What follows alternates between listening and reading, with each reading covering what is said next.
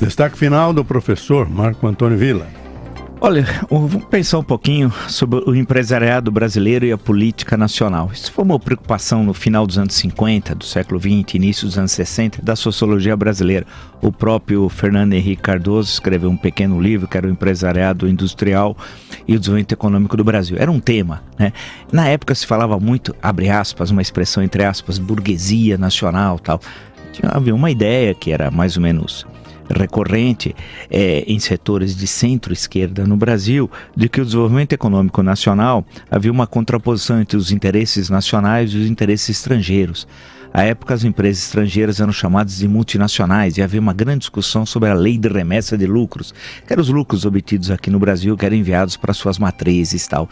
Isso gerava uma grande polêmica e tal, e tinha grupos empresariais nacionais que eram, então, nessa leitura de Brasil, mostrados como o futuro do Brasil. Nós seríamos um desenvolvimento nacional independente, autônomo, no interior do capitalismo, sob direção, capitaneado pela, entre aspas, burguesia nacional. E o papel do Estado, né? Sempre o Estado sendo um elemento determinante, segundo essa leitura, para impulsionar o desenvolvimento econômico brasileiro. Gozado, muito tempo depois, quase que meio século depois, né?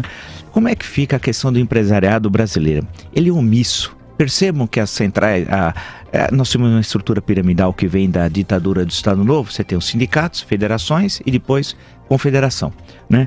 Eles são omissos nas grandes discussões sobre o Brasil. Tem fortunas, tem muito dinheiro, né? Recursos que são retirados à força do empresariado para manter os sindicatos, para manter as federações, para manter a confederação tal. Portanto, o dinheiro não falta. Tem condições de ter quadros técnicos, mas não tem qualquer participação política. Isso é a parte empresarial organizada. Por outro lado, os grandes empresários, no sentido individual, a sua participação na cena política nacional é patética.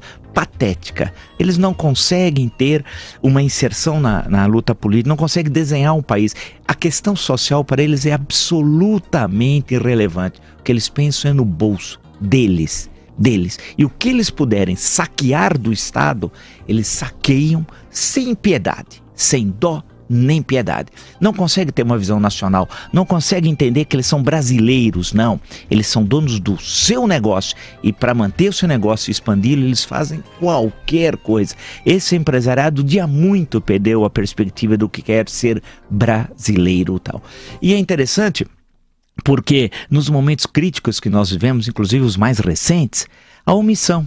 Por exemplo, o que o empresariado brasileiro fez durante o impeachment? Zero, né?